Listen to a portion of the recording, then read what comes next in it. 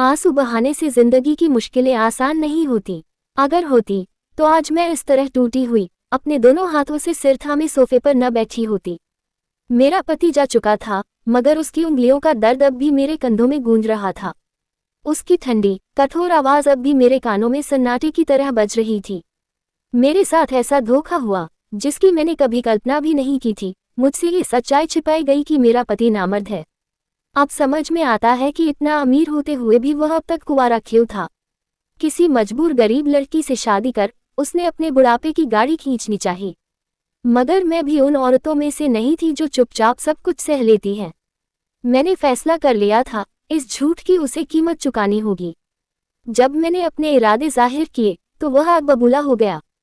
उसकी उंगलियां मेरी कलाइयों में धंस गईं, पर अब मैं रुकने वाली नहीं थी। जितनी उसकी जिद, उससे ज्यादा मेरा हक था। मैं जानती थी वह मुझे नुकसान नहीं पहुंचा सकता, ज्यादा से ज्यादा तलाक दे सकता था, और अगर देता भी तो क्या फर्क पड़ता। कम से कम उस रिश्ते से तो आजाद हो जाती जिसमें न प्यार था, न उम्मीद, न औलाद की संभावना। उम्र भर एक अधूरे इंसान के साथ जीने से तो बेहतर था खुद के लिए जीना। मैंने अपने पति के सामने दो रास्ते रखे थे। पहला, वह पैसे देकर अपनी चाहत पूरी करे, और दूसरा, वह मुझे तलाक दे दे। लेकिन बिना कुछ कहे वह वहां से चुपचाप निकल गया। अब जो मुझ पर आई थी वह कभी मेरे ख्यालों में भी नहीं थी। मुझे बच्चा चाहिए था। ये ख्वाहिश मेरे अंदर इतनी गहरी थी कि मैंने कभी सोचा नहीं था कि इसे पूरा करने के लिए मुझे किन रास्तों से गुजरना पड़ेगा। मेरे पति को इस बात से कोई फर्क नहीं पड़ा। हमारे बीच इस मुद्दे को लेकर कई दिनों से खींचतान चल रही थी। पहले तो मैंने उसे समझाने की कोशिश की थी, लेकिन अब मैंने उसे नजरअंदाज करना शुरू कर दिया था। मुझे बस एक बच्चा चाहिए था, और इसके लिए मैं किसी भी हद तक जा सकती थी। अब जो मैं करने जा रही थी वह किसी औरत के लिए आसान नहीं था। मुझे चाहिए था एक ऐसा आदमी जिसे पैसों की जरूरत हो और जो शारीरिक रूप से सक्षम हो। मेरे पास बेरोजगार और मर्दानी उम्र के कई ऐसे आदमी थे जो इस काम के लिए तैयार हो सकते थे। उनमें से कुछ तलाकशुदा थे और मुझे उनसे कोई परहेज नहीं था। कुंवारे लड़कों से मेरी कोई दिलचस्पी नहीं थी। उन तमाम चेहरों में से मैंने एक को चुना। उसकी फाइल देखते ही मुझे एहसास हो गया था कि वह दूसरों से अलग है।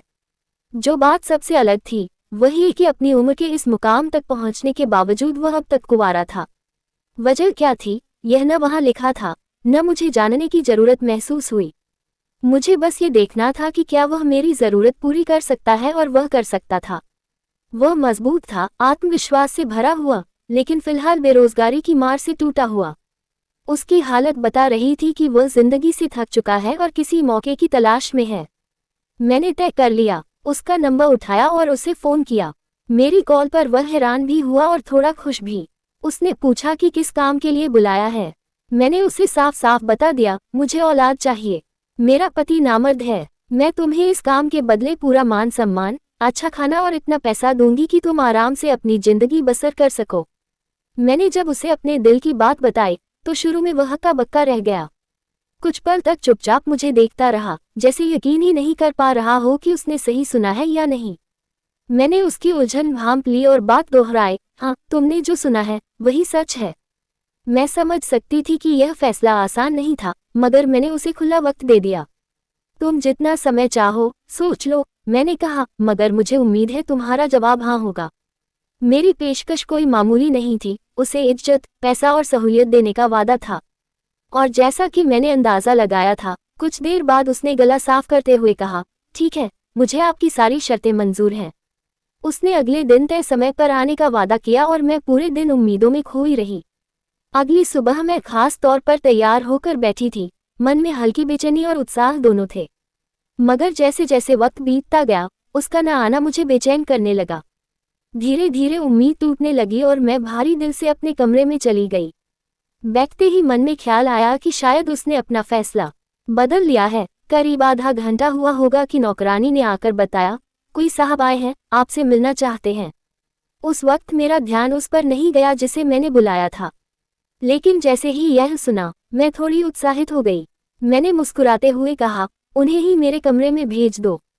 फिर खुद को संयत करते हुए सोफे पर बैठ गई, जैसे किसी अनकहे पल का सामना करने जा रही हो। दरवाजे पर आहट हुई। मैंने अनुमति दी और दरवाजा धीरे से खुला। जब मैंने सिर उठाकर देखा तो जैसे मेरी सांसें थम गईं। वो अंदर दाखिल हुआ, वही मर्द जिसे मैंने बुलाया था। वह ठीक वैसा ही था जैसा उसकी प्रोफाइल से अनुमान लगाया था, लंबा गठीला बदन। मगर मेरी हैरानी की वजह उसकी कद काठी नहीं थी। मेरी आंखें हैरानी से फैल गईं और मैं लगभग झटके से उठ खड़ी हुई, क्योंकि वह अकेला नहीं आया था, उसके साथ एक और शख्स था। मैं हैरान खड़ी रह गई, मेरे होंठ खुले के खुले रह गए। कुछ कहने की कोशिश की, लेकिन शब्द गले में ही अटक गए। वो दोनों मेरे पास आए और फिर, मेरा नाम सारिका है। हम 5 बहनें और एक छोटा भाई थे। हमारा परिवार बेहद गरीबी में जी रहा था। इतने तंग हालात थे कि कई बार एक वक्त का खाना भी नसीब नहीं होता था। बचपन से ही जब घर की तंगी देखती तो मन में एक ही ख्याल आता, काश मैं कुछ कर पाती, कुछ ऐसा जिससे अपने परिवार को इस दुख से निकाल सकूं। मेरी जवान होती बहनों के फटे कपड़े देखकर मेरा दिल तड़प उठता था। हमारे पास तन ढकने को ढंग के कपड़े तक नहीं थे और न ही कोई ऐसा हुनर जिससे कमाई कर सके। बाबा रोज सुबह मजदूरी पर निकल जाते और माँ को घर पर हमारे साथ छोड़ जाते। माँ अक्सर कहती, किसी के घर काम कर लो बेटा, थोड़े पैसे मिलेंगे तो कुछ राहत होगी। मगर बाबा हमेशा रोक देते, नहीं, जमाना बहुत खराब हो गया है, बच्चों को अकेला मत छोड़ो, रोटी तो ऊपर वाला दे ही देगा, लेकिन इज्जत का कोई मोल नहीं। बाबा की बातों में दर्द भी था और डर भी। मैं जवान थी और कहने को बहुत खूबसूरत भी। उम्र शादी की हो चली थी, मगर हमारी गरीबी मेरी सबसे बड़ी दुश्मन बन गई थी। जो भी रिश्ता आता, दहेज की बात करता और मेरे माँ बाप की आंखें झुक जाती।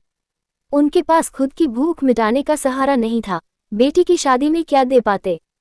हर बार कोई उम्मीद लेकर आने वाला रिश्ता बिना कुछ कहे लौट जाता और फिर दोबारा कभी नहीं आता।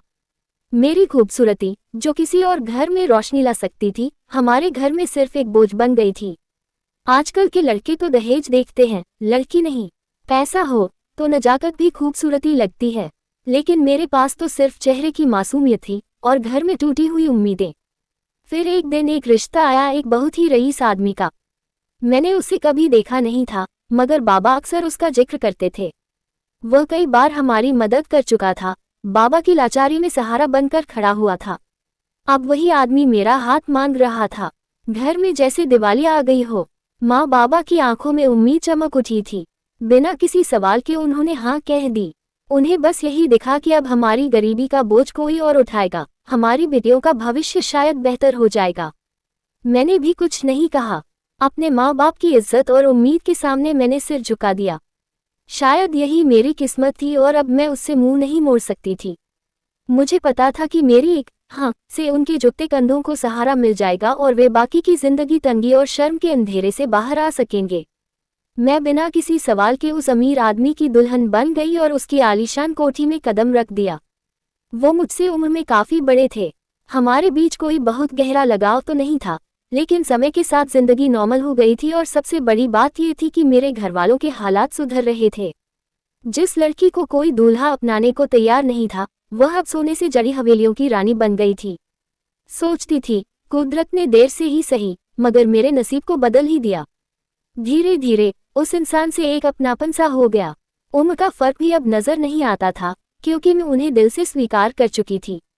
मगर एक सवाल अक्सर दिल में उठता, इतना बड़ा आदमी, इतना भला इंसान अब तक अकेला क्यों था? इस सवाल का जवाब मुझे एक दिन अचानक ही मिला। उस दिन जब मैं अलमारी की दराज में कुछ ढूंढ रही थी, वहीं साइड टेबल की एक दराज में एक तस्वीर रखी मिली, एक शादी की तस्वीर। तस्वीर में वही थे, मेरे पति शादी के जोड़े में, और उनके बगल में बैठी थी एक औरत, सजी धजी दुल्हन। उस पल मेरी आंखें जैसे जम गईं, दिल धड़कना भूल गया, जैसे किसी ने आसमान से जमीन पर धक्का दे दिया हो। मैं थमी हुई थी, सोचने, समझने और महसूस करने की हालत में भी नहीं थी। तस्वीर पर पहली नजर डालते ही मुझे समझ आ गया था कि यह कोई आज की नहीं, बल्कि मेरे पति की जवानी के दिनों की है। उनकी आंखों में वो चमक, चेहरे पर वो ताजगी साफ झलक रहा था कि ये किसी पुराने वक्त की दास्तान है। तभी अचानक वो ऊपर से नीचे आए और मुझे वह तस्वीर थामे देख लिया। उनका चेहरा एक पल को सख्त हो गया, जैसे कोई छुपा हुआ राज अचानक सामने आ गया हो। मगर अजीब बात यह थी कि मुझे कोई गुस्सा नहीं आया। मैं बिल्कुल शांत थी। मैंने बस सीधा सवाल किया, यह आपकी पहली शादी थी? क्या वह औरत अब भी आपकी पत्नी है? उन्होंने बिना कोई हिचक के सिर हिलाया और ठंडी आवाज में कहा, नहीं, अब मेरा उससे कोई रिश्ता नहीं है और न ही मुझे उसकी परवाह है। उनकी यह बात सुनकर मेरे मन में और भी सवाल उठे। मैंने नर्म लहजे में पूछा, आपकी शादी कब टूटी और क्यों? इस बार वह कुछ नहीं बोले, बस गहरी सांस लेकर एक तरफ मुंह फेरकर बैठ गए। उनका चेहरा थकावट और उदासी में डूबा हुआ लग रहा था। मुझे खुद पर अफसोस हुआ कि शायद मैंने किसी ऐसी बात को छेड़ दिया जो उन्हें तकलीफ देती थी। मैंने झुकी नजरों से अपने पति से माफी मांगी, शायद मैंने अनजाने में उनकी किसी गहरी चोट को कुरेद दिया था। मेरी माफी पर उन्होंने धीरे से सिर उठाया और उस दिन उन्होंने जो राज मुझ पर खोला वो मेरी आत्मा को भीतर तक झुलसा गया। उनकी बातें सुनते हुए मुझे लगा जैसे मेरे सिर पर पूरी छत आकर गिर पड़ी हो। मेरी आंखें उनकी ओर थीं और उनका चेहरा शर्म और दर्द में डूबा हुआ था। उन्होंने कहा, मेरी पहली शादी मेरी मोहब्बत थी, हम दोनों ने प्यार से एक दूसरे को अपनाया था, लेकिन जब उसने जाना कि मैं उसे औलाद नहीं दे सकता तो वो मेरी कमजोरी का मजाक बनाकर मुझे छोड़ गई। मैं हैरान रह गई, मेरी सांस जैसे रुक गई थी।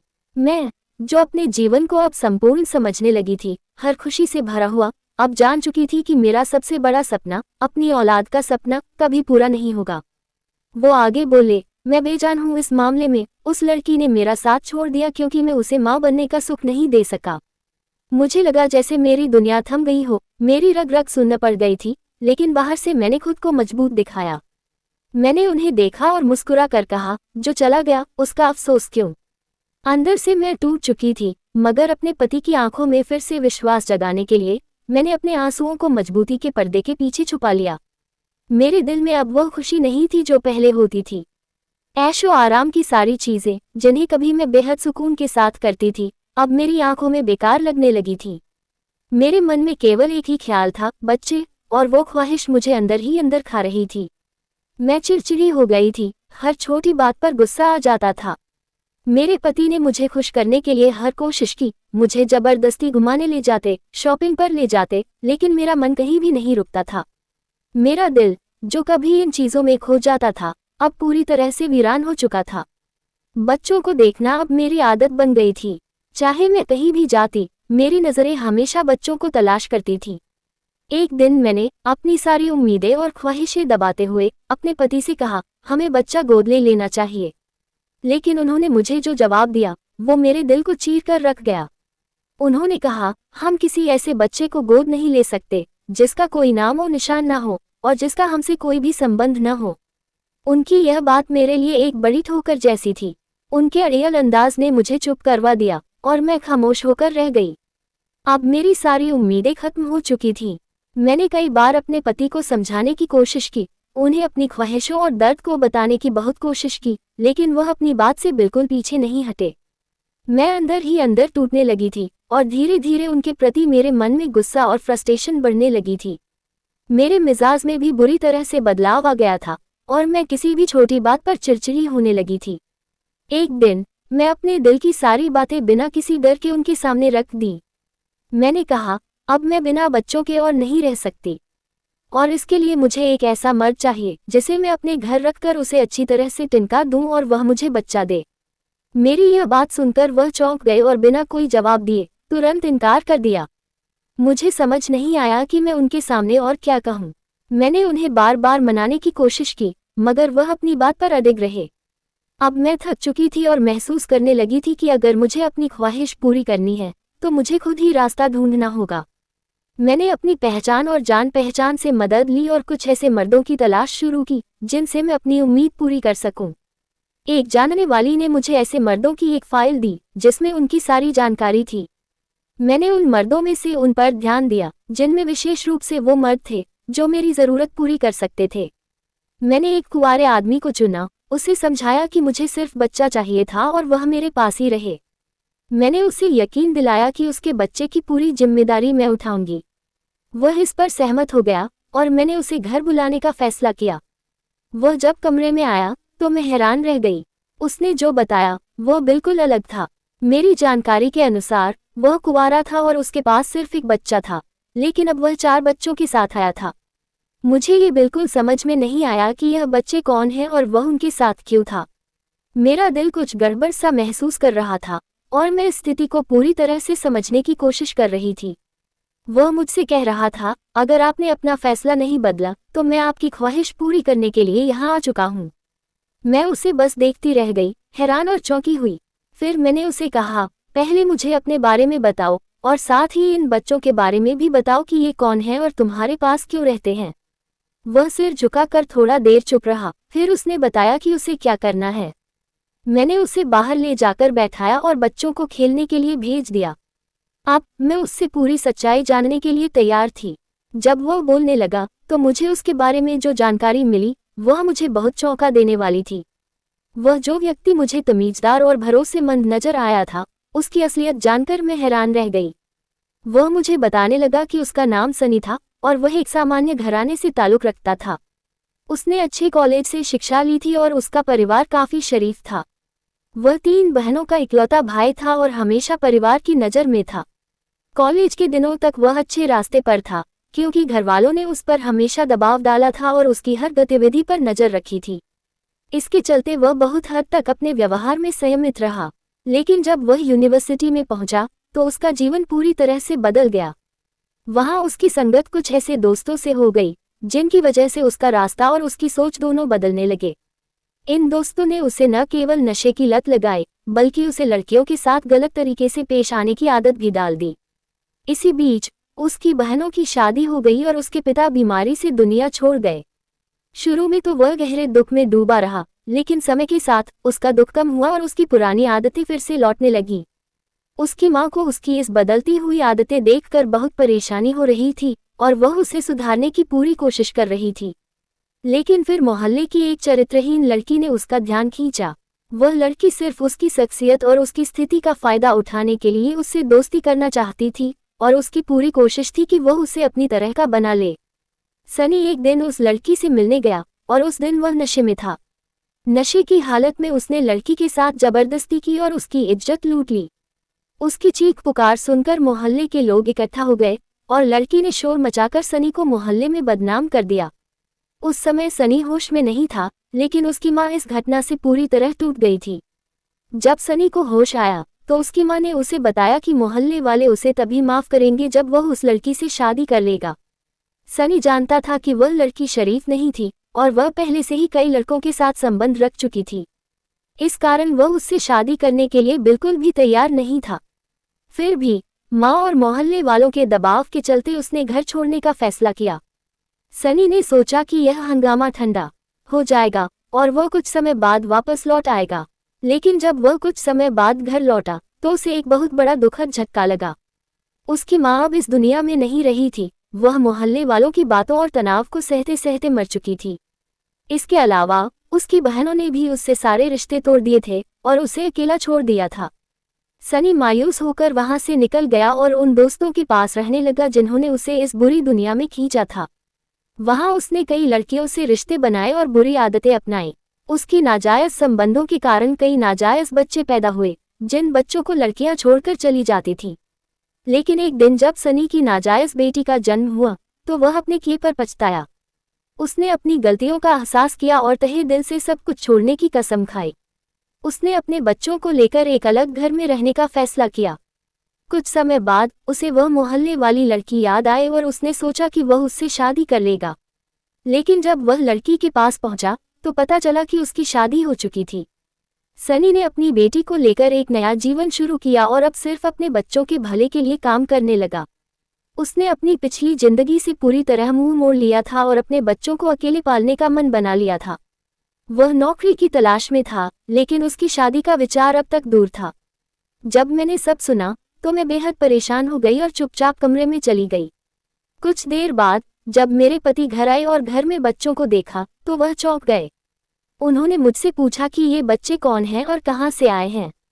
डरते डरते मैंने उन्हें सारी कहानी बता दी और मेरे पति बुरी तरह गुस्से में आ गए। हमारी शादी के इतने सालों में मेरे पति ने कभी इतना गुस्सा नहीं दिखाया था जितना उस दिन उन्होंने किया।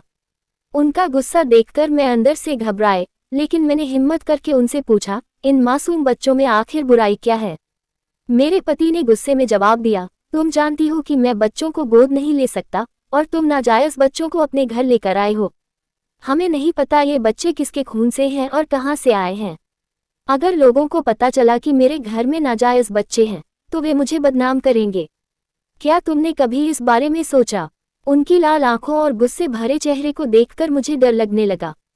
मैंने डरते हुए कहा, ये सनी के बच्चे हैं, वही उनका बाप है। मेरे शब्द सुनते ही उनका गुस्सा और बढ़ गया। उन्होंने कहा, ये सनी के बच्चे नहीं, बल्कि उसके पापों की निशानी है। जब भी मैं इन्हें देखूंगा, मुझे ही याद आएगा कि ये नाजायज बच्चे हैं। मैं कभी भी अपने घर में एक चरित्रहीन इंसान की निशानी को बर्दाश्त नहीं करूंगा। ये सुनकर हमारा झगड़ा बहुत बढ़ गया। मैं न तो खाना खा पाए और न ही कुछ बोल पाए, बस चुपचाप और खामोश बैठी रही। कुछ दिन इसी तरह गुजरने के बाद मैं बीमार हो गई। शायद मेरे पति को मेरी हालत देखकर कुछ महसूस हुआ और वह राजी हो गए। इस बदलाव से मैं बहुत खुश थी, क्योंकि घर में बच्चों की रौनक लौट आई थी। मैंने उन्हें तमीज, तहजीब सिखाए, अच्छी परवरिश दी और स्कूल में दाखिला करवाया। मैं चाहती थी कि वे पढ़ लिखकर एक बेहतर जिंदगी जी सकें। सनी ने अब अपने पापों का प्रायश्चित कर लिया था, लेकिन फिर भी समाज उसे स्वीकार नहीं कर रहा था। हमने सनी को अपना ड्राइवर बना लिया था और वह भी अब अपने बच्चों के पास ही रहता था। हमारे घर में हर तरफ खुशी और शांति थी। मैंने यह महसूस किया कि अगर कोई भी दंपत्ति बच्चा गोद लेने का सोचता है, तो सबसे पहले उन्हें बच्चे के माता पिता के बारे में पूरी जानकारी लेनी चाहिए, ताकि यह सुनिश्चित किया जा सके कि वह बच्चा किसी की नाजायज औलाद तो नहीं है। लेकिन मैं ये भी कहती हूँ कि बच्चे का जायज या नाजायज होना कोई मायने नहीं रखता। बच्चे तो मासूम होते हैं, उन्हें तो किसी ने यह नहीं पूछा कि वे किसके पापों की सजा भुगतेंगे। जब सनी जैसे लोग अपने पापों का प्रायश्चित करते हैं और सच्चे दिल से अपनी गलतियों को सुधारने की कोशिश करते हैं, तो समाज उन्हें स्वीकार नहीं करता। वे हमेशा उनके अतीत को ही याद रखते हैं और सच्चे दिल से बदलने के बावजूद उन्हें स्वीकार करने के लिए तैयार नहीं होते। ये हमारे समाज की सबसे बड़ी समस्या है। हम उन लोगों को माफ नहीं करते जो अपने पापों का प्रायश्चित करने का प्रयास करते हैं और सीधे रास्ते पर चलने की कोशिश करते हैं। ऊपर वाला ऐसे लोगों को सिर्फ एक आंसू बहाने पर, दिल से माफी मांगने पर तुरंत माफ कर देता है, लेकिन समाज उन्हें कभी माफ नहीं करता। वे अपने अतीत को छोड़ने और आगे बढ़ने के बावजूद हमेशा कठोर निगाहों का सामना करते हैं। लेकिन हम जान गए थे कि अगर कोई सच्चे दिल से बदलाव चाहता है, तो परमात्मा उसकी मदद करता है। हमारे इस प्रयास से भगवान खुश हुआ और हमारे जीवन में आशीर्वाद की बौछार कर दी। हमने कभी सोचा नहीं था कि एक दिन हमारे घर में खुशियों की इतनी बहार होगी। हम उन चारों बच्चों को अपनी औलाद समझते थे, लेकिन सनी ने एक दिन हमारे पति को एक खास दवा के बारे में बताया, जो उसे काफी फायदा हुआ था। हमने कभी उम्मीद नहीं की थी कि एक दिन हम भी अपनी औलाद के माता पिता बनेंगे, लेकिन भगवान की दया से मैं उम्मीद से हो गई। ये सुनकर हम दोनों पति पत्नी आंसू बहाने लगे, क्योंकि हमें एहसास हुआ कि ईश्वर हमसे खुश है और उसने हमें अपनी एक नन्ही सी कृति, एक प्यारा सा बेटा दिया। हम जितना भी उस परमात्मा का धन्यवाद करें, वह कम ही होगा।